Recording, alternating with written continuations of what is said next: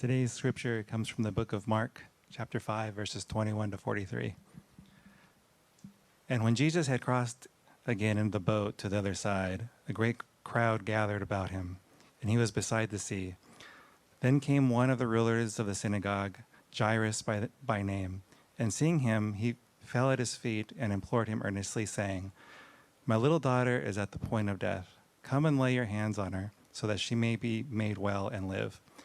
And he went with him, and a great crowd followed him and thronged about him. And there was a woman who had a discharge of blood for 12 years, and who had suffered much under many physicians, and had spent all that she had, and was no better, but rather grew worse. She had heard the reports about Jesus and came up behind him in the crowd, and touched his garment. For she said, "If I touch even his garments, I will be made well." And immediately the flow of blood dried up, and she felt in her body that she was healed of her disease.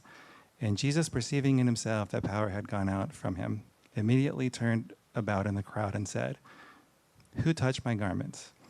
And his disciples said to him, "You see the crowd pressing around you, and yet you say, 'Who touched me?'" And he looked around to see who had done it. But the woman, knowing what had happened to her, came in fear and trembling and fell down before him and told him the whole truth. And he said to her, "Daughter, your faith has made you well. Go in peace and be healed of your disease."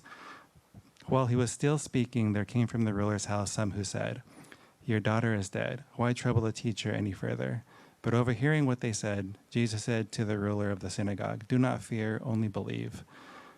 And he allowed no one to follow him except Peter and James and John, the brother of James. They came to the house of the ruler of the synagogue, and Jesus saw a commotion, people weeping and wailing loudly. And when he had entered, he said to them, "Why are you making a commotion and weeping? The child is not dead, but sleeping." And they laughed at him. But he put them all outside and took the child's father and the mother and those who were with him and went in where the child was. Taking her by the hand, he said to her, "Talitha cumi," which means, "Little girl, I say to you, arise." And immediately the girl got up and began walking, for she was 12 years of age.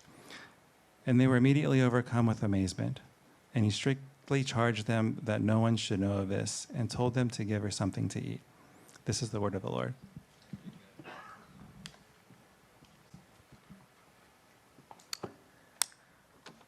Okay, we just did 3 sermons on demonic spirits.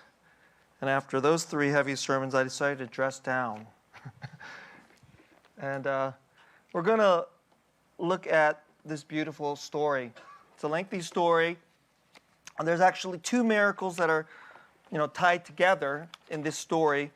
And what we're going to do is look at them, and look at this whole passage 3 times. We're going to look at it first today, and then we're going to spend 2 more weeks on this, and that will take us through the end of this month. And that will close out this series for this time. And then we'll shift gears in September to our next series, okay? All right, today's message, No Small Persons, Part 1. The suffering of a no-name woman. The suffering of a no-name woman. Part 2. Overlooked small persons today. You feel like you're a small person? That your name doesn't matter? Well, this passage is speaking to you. And part 3. God sees you and loves you, right? God sees you and he loves you. Let's go to part 1. A suffering of a no-name woman. Before I just get into this, if you haven't noticed, we've looked at these passages, and especially in this chapter 5, one of the commentators I read, he made this observation. He says, chapter 5, he called it the St. Jude chapter. I'm not Catholic, so I didn't know this, but like St. Jude apparently is the saint of hopeless causes. And in chapter 5, you have this person who is oppressed, demon-possessed. And he's living in a culture where the best thing they could do is just chain him up. And then right after that, there's a woman who just has continuous menstrual, issue.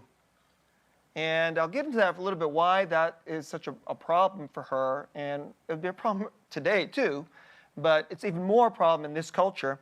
And then we have, of course, a little girl dying. And so in all these cases, you have Jesus encountering a person where in their time, in their resources, they have no hope. So these passages, the Gospel of Mark regularly does something like this. You have this person, Jesus. He teaches, he does miracles, he says strange things, does strange things. And it doesn't exactly say Jesus is God. You know what it does? It shows you Jesus is God. In this, if it's not subtle enough, if there's nothing subtle about it, at the end of this chapter, what you have is a girl died. I'm not even going to talk about that so much today, but a girl died, and Jesus just straight up raises her from the dead. So if you grew up in the church, you're like, that's Jesus. He raises people from the dead, okay? But I want you to just think about this. This isn't just a religious book. This happened. This book is helping you understand this is history. This happened. This is a person, and this person is like no other person. And what happens when God, in the person of Jesus, walks the earth? What happens? What happens to the people around him? Now, this is the way this story starts. Jesus comes back from the other side of the lake, and so now he's back in Jewish territory again, and he meets a person who is important in the community. His name is Jairus, I don't know exactly how it's pronounced, and he is what they would call a ruler of the synagogue. And so back then, the synagogue is sort of like church. So there's one crucial temple, it's in Jerusalem. Certain pieces of worship for the whole nation, for all of God's people, you have to go there for that. But normally, you go to worship and hear God's word at your local synagogue, so it's basically like church. So someone who's a ruler of church is not an unimportant person. And remember, everybody goes to church. Everybody. Anybody who's decent anyway. Right? So everybody knows that they belong to this God, the God of Abraham, Isaac, and Jacob. If you don't go to synagogue, you're signaling to everybody among your people that you don't really care about being Jewish. You don't care about righteousness. You don't care about God. And so the person who's the ruler of the synagogue, so it doesn't mean he's a pastor. It usually is somebody who is kind of a lay leader. And it's, I think today, a good maybe, like equivalent person would be sort of like a leader, like our elder John is like presiding for us today. But imagine if John was sort of like Jairus was the lead elder, and he really is in charge of the whole synagogue, and he kind of basically runs the organization and the institution. You don't just let anybody have that role. That's a very, very respected role of a person whose godliness, whose wisdom, whose character is very, very well respected. So that's this person. And this person, everybody even knows his name. So if you go through the Gospels, Matthew, Mark, Luke, and John, most of the people, I want you to just note this, you don't know their names. But every now and then you hear somebody's name, and almost always that means they were prominent. And so that's when the disciples remember this story, they actually remember his name. Most scholars think that the Gospel of Mark comes from probably the recollections of Peter. I think that's basically correct. So Peter actually remembered this guy's name. But so Jairus comes up, my daughter's about to die, you help me. And we hear you do miracles. So Jesus goes, okay, let's go. So this is an important period, and this is still early in Jesus' ministry, and I want you to understand this. Jesus comes from, small towns. He's Galilean. He has a Galilean accent, which is basically the hick people's accent. But now he is growing in prominence. A word is spreading about his teaching and his miracles, and people are flocking to him. And now somebody really, really important needs him. So in the development of the ministry of Jesus and in the prominence of Jesus, this is a really, really important moment. If you're one of the disciples, you're going, this is it, okay? Okay, this is the beginning when Jesus is going to be recognized as the Messiah, and he's going to rise in power in our country, and somehow God's miraculous power and might's going to arise, and we'll be able to get rid of all these horrendously, these wicked, oppressive Romans, and we'll get our nation back, and we'll get to be important people inside the movement. That's what's happening at this exact moment. And then, so there's all these people crowding about because Jesus he's becoming a rock star now, and as he's on his way to his important person's house who has a name, this person in the crowd, this no-name woman, that's what I'm going to call her, because we don't know her name. And she's not even, she doesn't even have the confidence or the status to step out and ask him. And in fact, she probably doesn't even know what's going on. So she's just a no-name person in the crowd, but she has a real serious problem. And so let's pick it up. Let's go to verse 25. This is how the passage describes her. This is at the end of verse 24. A great crowd followed him and thronged about him. And there was a woman who had a discharge of blood for 12 years. So I don't know if you picked this up in the way I like to preach. If you know this story, and you grew up reading the Bible or you heard these stories, one of the things I'm always trying to get you to do, especially if you grew up in the church, is to stop, being like a little kid in Sunday school and just go, we know all the right answers. Jesus is going to be the superhero at this moment. Just let's follow the story and let's understand there's a real person. Imagine if someone you knew, maybe it's you, especially, if you're a man, this isn't going to be an issue with you, but if you're a woman, imagine if you had a menstrual issue which lasted 12 years. This was just not going away. It's a serious, serious problem. It's a terrible piece of suffering. So physically, she has this ongoing ailment. And maybe you can't immediately see it when you look at it. I'm sure she does everything she can to hide it. But inside, she is suffering greatly. It goes on to say, and who had suffered much, which is another saying she had tremendous pain, under many doctors. So it goes on. So first she's in great suffering, and the doctors actually cause more suffering. I don't know if you've ever experienced anything like that. Our medicine today is tremendously good. But do you know that there's still plenty of people that don't get good care? And sometimes it's because the doctors just don't know. And sometimes it's just because the doctors don't care. That's very common too. But apparently, that was really common back then. And then it goes on to say, and it spent all that she had. So because of this illness, she's poor. She's really low. She's at the bottom of society. This is already a very traditional, conservative society, and the women generally are second-class citizens in this society. But now she has this physical ailment, and she's really poor. The Bible doesn't exactly say this, but there's no husband there. And I infer she's probably not married. And she probably doesn't have children. And if you have this kind of a physical problem, it would be hard to have children. And in this society, if you're a woman that isn't married and don't have kids, you absolutely would feel like you're a second-class citizen. Because in pretty much all traditional societies like this, and absolutely in a very, very family-oriented society like this, women are valued for being mothers. And if you don't have children, it would be a stab to the heart. And when you walk around society, you would feel that you are looked down upon. Now, I know that that is a pain point for women today. But in this society, it's like there's utterly no hiding.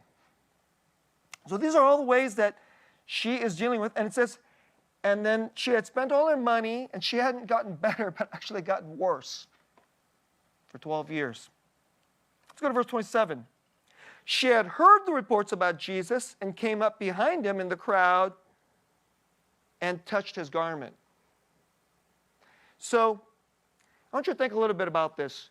What if you knew somebody who had an issue like, this isn't necessarily even, this is a pretty painful issue and deeply personal, especially to a woman.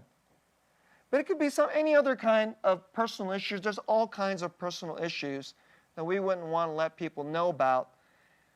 Would you go hear about somebody who's some kind of miracle person? Generally, we're a very cynical people. And if you hear that there's somebody out there, well, he's a miracle worker, he can help you, would you go try to find out, maybe meet him? So she had heard about it, and she doesn't even feel like she can talk to him, but she just says, if I touch even his clothes, maybe I can be made well. And so that's what she does. And this part I always just, I don't know if you think about, I thought about this. Verse 29.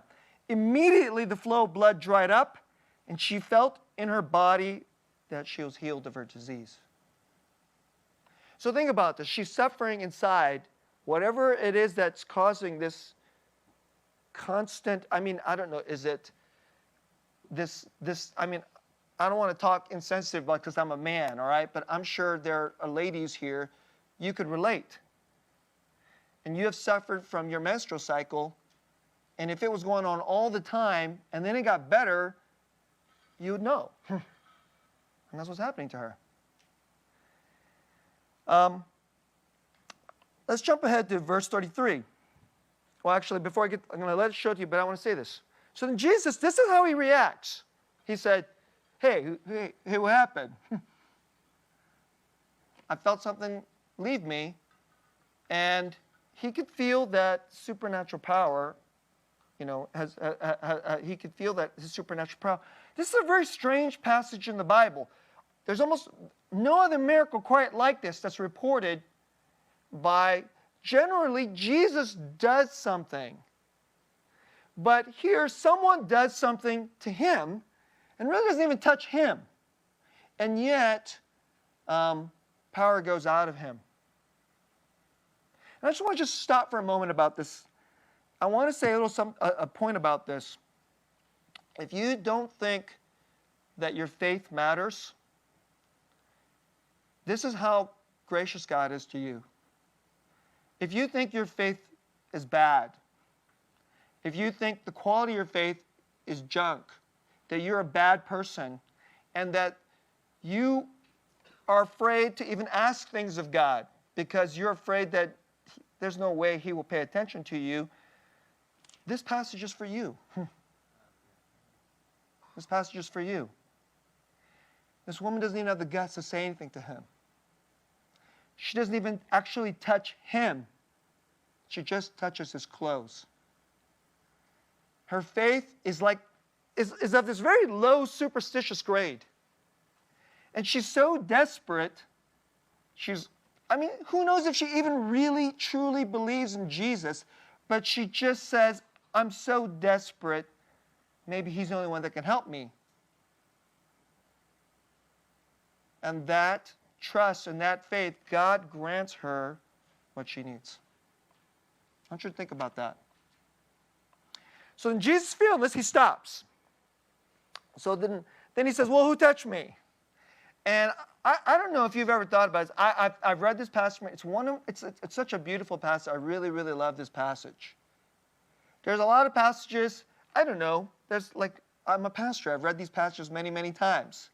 Some of them, I shouldn't admit this to you, but some of them are kind of boring to me. Okay? Not all parts of the Bible are exciting to me. But this part of the Bible, I've always thought is really, really compelling. And this part is even ridiculous because Jesus is a rock star and the people are pressed up against him. Can you imagine? Picture it. He goes, wait, hold on. Someone touched me. Who was it? And imagine you're the handlers.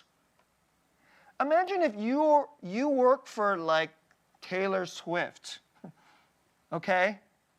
And I just have her in mind because I was reading an article about her and how huge she is, okay? And if she walked through and you're one of the handlers, and of course, there's all the Swifties out there. I've heard that's what they're called, okay? I'm not one of them. I literally know. If she came on the radio, I wouldn't know it's her. That's how stupid I am, okay? But, you know, imagine if the Swifties are, like, coming up, and then she stopped. Hey, somebody touched me. And you can just imagine what the handlers are like, what the heck are you talking about? Hey, somebody touched me. He's like, what? Are you serious? And that's basically what's going on. Are you serious, Jesus? And he takes time. He takes time. He has to meet her. He has to talk to her. She has no name. And how long does he take to talk to her? Long enough for the important guy's daughter, Jairus, he has a name. He's remembered years later by Peter when he tells the story. Long enough for the daughter to die. I want you to think about that. I was listening to a couple other pastors and what they had to say about this.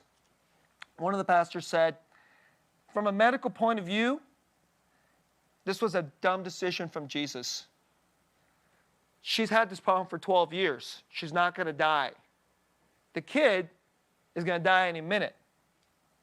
So in any kind of sensible way that we know from the world, he should be hightailing it down to Jairus' house. But Jesus says, I want to talk to this person. That's Jesus. Let's go to verse 33. But the woman, knowing what had happened to her, so, he stopped. The disciples are probably like, what are you talking about? Because they have no idea who touched. It's like, everybody's brushed up against you. What are you talking about? So if she doesn't step forward, it's not like they can figure it out. The woman, knowing what had happened to her, came in fear and trembling and fell down before him and told him the whole truth. So, why do you think she's so afraid?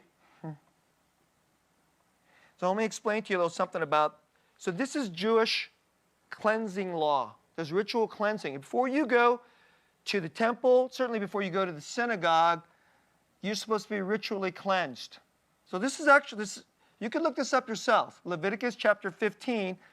And if a woman is going through her menstrual cycle, she's actually ritually unclean for 7 days. And if she sits on her sheets and so forth, that's ritually unclean. It has to be washed. And if you touch her and come in contact with her, you become ritually unclean. So you're not supposed to go into the temple and do, and come before the Lord, and you're not supposed to touch other people. Now, some of you are thinking like, man, that's really tough. That seems really sexist. It's not sexist. If you read the first half of Leviticus chapter 15, it talks about male secretions, and it applies to the men too. But I'm pretty sure, and it shows you that at this time, they followed these rules quite strictly. So she knows if she touches Jesus, she's not supposed to do that. If she touches him, he's ritually unclean. And so she's basically confessing, I'm so sorry, I broke our law. And so she's afraid she's going to get, yelled at or something. And that's not what he says at all. He says, daughter, your faith has made you well. Be in peace. And then the girl dies. And I just want to say a little something about this before we go to part 2. She is suffering physically, but because of this law, and I'm pretty sure this law was not intended to be held down in this legal, strict manner if a woman has an illness.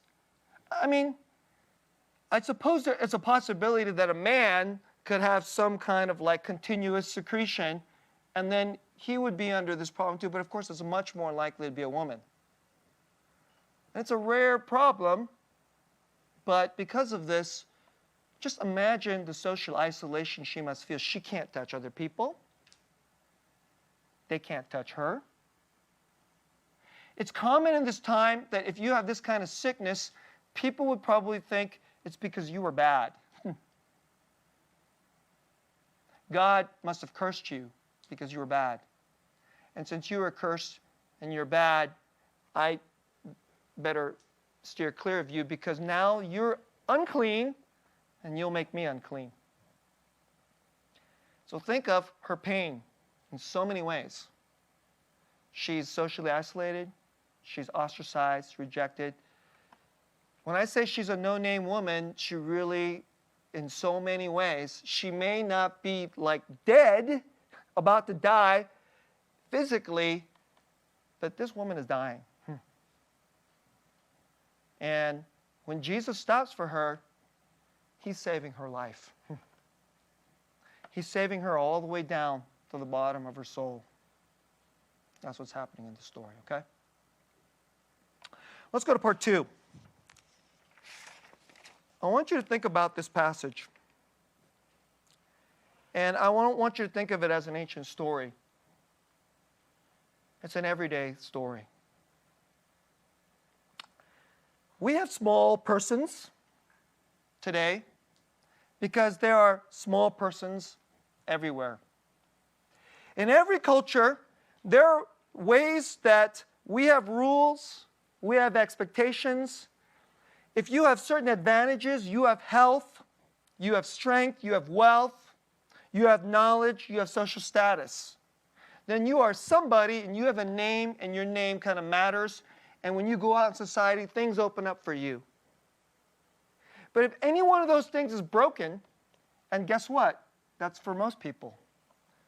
Do you have certain personal advantages? Do you have health? Do you have strength? Do you have wealth? How about do you just have, you're seen as having moral uprightness?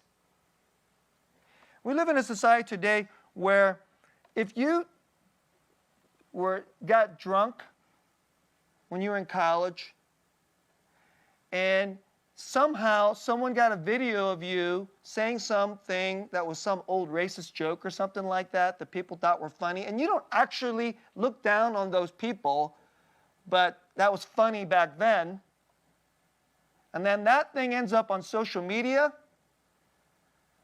you become unclean. So unclean that we have a word for it. We call it canceled. And you could lose your job. You could lose your reputation. If you have a girlfriend or a boyfriend, they might run away from you. And you will very quickly know what this woman felt like. You won't be, she will not just be a person in a story. You're her. And there's so many ways in our city, there are many, many people like her. We live in Silicon Valley. It is literally one of the richest places the world has ever seen. Maybe it is the richest place. Have you ever thought about that?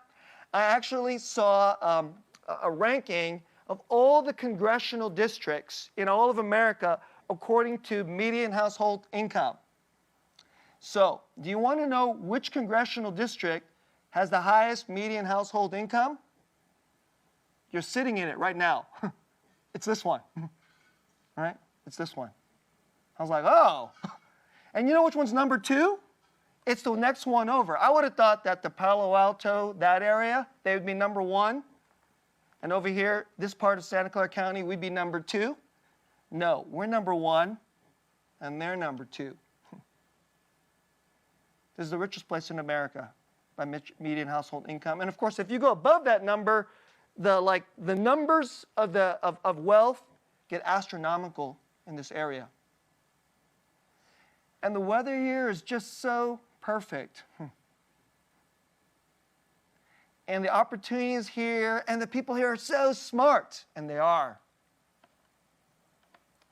And what we end up doing is when you take God out of the culture, when there is no God walking around inside the culture, you know what you get? Everybody feels like her. the average middle-class person feels like, okay, I make a middle-class living, kind of middle-class living. A number of years ago, this is like I think about 10 years ago, I read an article that said Silicon Valley middle class starts at $250,000. And I started laughing really hard when I read that. And I said, wow, I am truly Silicon Valley lower class. Like, I'm down there. I'm like really down there. Okay, and I started really laughing. All right. And, you know, even if you're Silicon Valley middle class, the people who are Silicon Valley middle class, they're stressed out because you go, I don't have a house. That person has a house. And then you like show up super anxious because you're a no-namer. That's what it's like. And everybody is just like underneath, you're like swimming. I gotta swim so I don't die and drown. And I'm gonna be somebody. What if Jesus walked around our city? What if God walked around our city? I don't think he would be in a hurry to go to the people's houses who have a name. I think he would stop and want to talk to you. He'd want to know what is making you suffer. What is your disease? What is making you feel like you're dying? What is making you lonely? What is making you fearful and anxious? I thought about all the ways that our city makes people feel like her. I mentioned to you being unclean because we don't measure up to the moral standards of our society. How about debt? How about you just don't have enough friends? How about illness, or illness of someone you love, or just depression, anxiety. So because you're depressed, if I go out and try to hang out with people, they'll figure out I'm depressed. And since I'm depressed, they will find out that I'm not any fun. And then since I'm kind of falling apart, they will feel burdened, and they'll realize this is the word we use, needy. Needy. It's a bad word, isn't it? Nobody wants to be needy. This woman is really, really needy. But Jesus stops for her. One of the things I want to say to you today in Silicon Valley is, if you're a no-name person, if you feel that you are a small person, Jesus will stop for you. He'll care about your disease. He cares about your loneliness. He came to be human so he could care about you. That's what this passage is about. He is not in a hurry, like everybody else in our society, to go be with the important people, do the important things, go make more money, become somebody. That's everything in our society. He is actually got plenty of time for you. Let's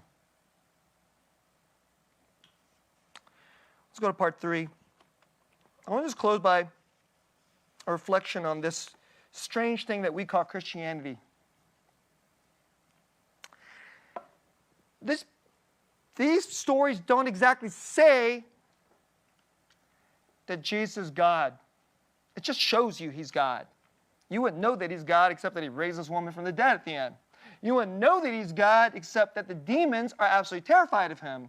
You wouldn't know that he's God, that he just goes, he wakes up from a nap and says, hey, what's the problem? Storm, calm down. Boom, and it just happens. Then the disciples, then they're terrified. All of these are saying, who is this person? It's God walking around us. And what would it be like if God walked around our city? And what I'm letting you know is, it'd be like this. Because this is who He is. God became human. There's multiple reasons why He became human. But one of the reasons He came down is so that He who is the very, very highest, and nobody could ever be higher than Him, came down to be with the lowest, lowest, lowest. He didn't just say, I'm up here, and I like you, I care about you, I hope it turns out well. That's what we do. We'll say, you hear a story about someone who's suffering in our social media and then people go, our prayers, our thoughts go out with you. The secular people don't even say prayers. They just say, our thoughts go out with you.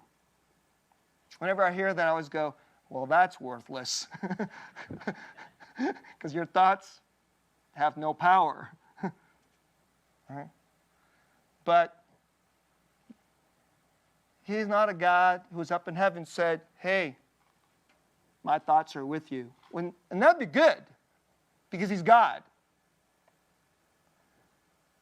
But if we had a God who was up there, and there was a word on a page, and it said, He's almighty, but He cares, and His thoughts are with us, would that help you? Would that help you if you were like her? Maybe you are like her. Maybe you're her in 21st century Silicon Valley.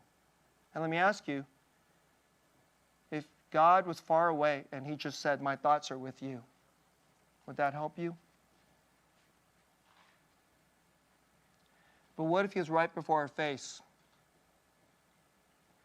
And the important people want Him, the important people. And He stops. He says, no, I want to talk to you. I have time for you.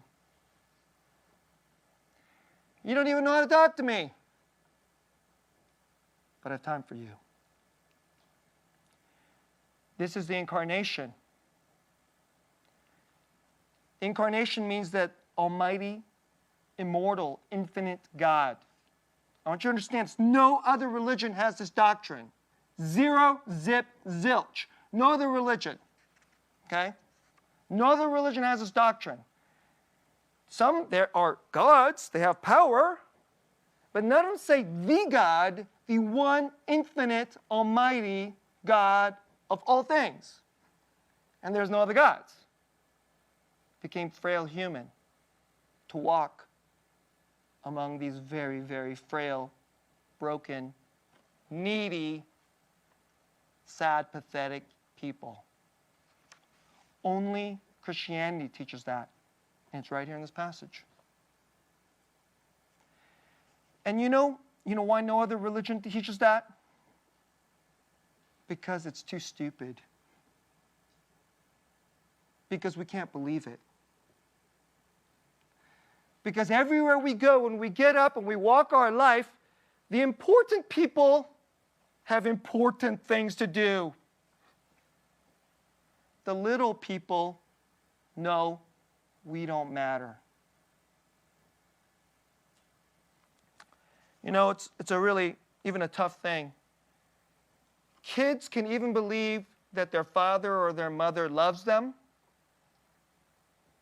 but they still can believe, I'm too small even for my dad, even for my mom, even though she's right there, even though he's right there. This is what we're like. And if you are regularly treated like you don't matter, and you yourself believe you don't matter, and nobody else can help me, then how could you possibly believe that the one who is the immortal, infinite God would care? God knows this is what we're like.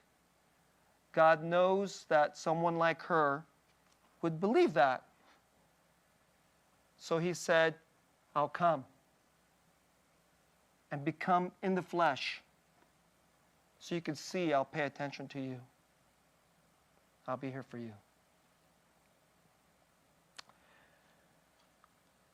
That's one reason why this story is telling you to say. And I want to close with one other reason. Another reason so many people who are small persons, you know why a lot of people won't come to God? You know why a lot of people won't even come to church? It's because they're afraid of God.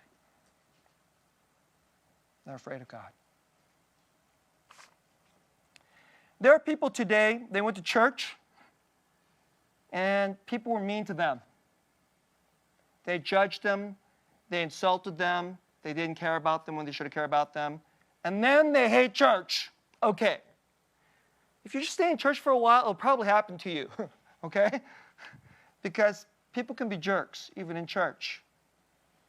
But this is a different problem I'm talking about, which is that people are afraid of God. They're afraid of God. And they won't even show up in church because there's something inside of them. They've messed up their life. They've done too many bad things. Or maybe they come from a really bad family. Or maybe they think they're crazy. Maybe they're so sad and so depressed. Or maybe they don't know it, but they're oppressed by the devil and they hate themselves because the devil has told them that you're nothing and they believe that they're nothing and that God is too far away and won't care. They can't go to church. Those people are good people. I'm a bad person. Those people kind of have their act together. Those people are close to God. It's strange being a pastor. I never really thought about this before I became a pastor. I found out that lots of people are afraid of pastors. They're afraid of pastors because they think I'm close to God. And they're afraid of God. And that they've somehow talked to me, interact with me, that they'll defile me. And then God will get them. They'll make me unclean. And God will be angry. And as bad as they are, they better at least, they're just decent enough. I'm just decent enough that I better at least not do that. And you know what this story is trying to say? Jesus came down for those people. If you're one of those kind of people, Jesus came for you. This is what God is really like. Whatever is inside your imagination, that God is up there, He only has thoughts, and His thoughts about you are bad, it's not true. It's not true. This Jesus in the Word, that's the real God. He came to prove that He really wants to be there for you. He really sees you. He really loves you. And if that wasn't proof enough, He went to the cross so all our diseases can be on Him. Your physical diseases, your death, because we are without God, our sin sickness, our guilt, and our shame. If you think cancer is a bad disease, sin sickness and guilt, it'll send you to hell. That's a pretty bad disease. Jesus came to say, I'll take all your disease because I love you. I came for you. That's what this story is about. And if you are a person who feels that you are no one and you're hurting, this is the gospel. Let's go to one more verse. This is what it says. Let's go back to this verse. The woman, knowing what had happened to her, came in fear and trembling. Maybe you're coming in fear and trembling. And fell down before him and told him the whole truth. I'm too dirty. Nobody can help me. That's the truth. But this is what he'll say to you. Daughter, son, your faith has made you well. You're sad, weak, even seemingly superstitious like faith. You came to me. I'll heal you of your disease and love you. Let's pray.